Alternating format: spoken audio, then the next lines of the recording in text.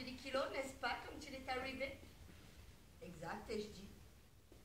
En conséquence, il faudra qu'il tombe de 1,70 m d'après la table de calcul. Le facteur que vous avez négligé, dit-il, c'était un homme bon. Je ne l'ai jamais vu en colère. Il était comme un père pour moi. Le facteur que vous avez négligé, c'est la perte de poids. Il y avait une chance sur des centaines qu'ils prennent du poids dans la cellule des condamnés à mort. Il a donc suggéré que Podola pourrait peser 6 kilos de moins, ce qui fait qu'il suffisait qu'il tombe d'une hauteur de 1,45 m. La plus petite chute jamais vue de toute ma brève expérience. Quand nous sommes allés le chercher, je lui ai dit « J'ai le pressentiment que ça ne va pas être facile. » Je n'ai jamais pu me résoudre à utiliser des sédatifs.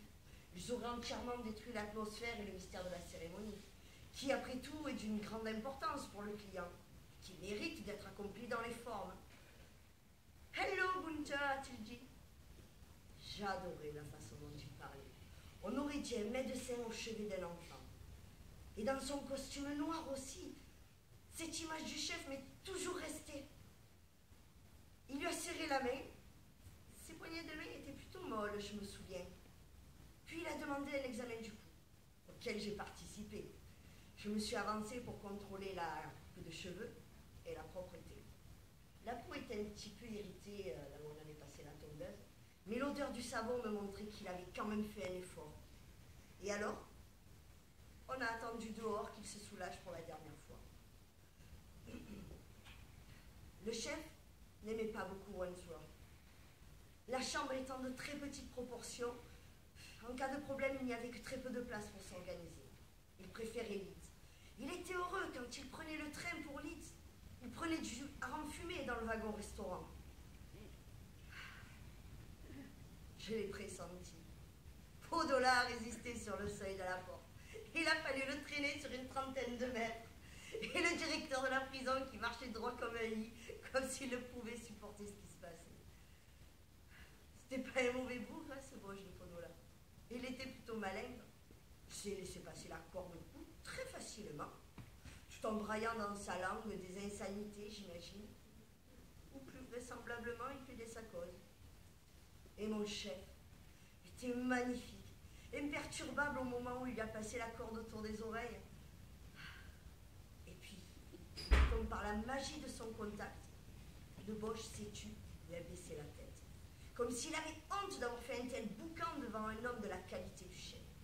Il avait une forme de sainteté, encore plus grande que celle du prêtre, à mon avis. Il y avait là une sorte de talent dans cet authentique talent du chef. Et après, le prêtre s'est arrêté et est resté en arrière. Ma main sur le levier. Le chef a fait un peu avancer Podola, doucement. Et j'ai attendu le signal, mes yeux fixés dans ceux du chef. Le minutage était parfait. Et j'étais remplie d'admiration devant son bon goût et sa dignité. Puis enfin, il m'a fait un signe. Une légère inclinaison de la tête, comme un archevêque qui me bénirait. Et j'ai actionné le levier. Et ce Boche de Podola est tombé d'1,45 m à destination de sa dernière érection. Et après, comme d'habitude, il m'a serré la main.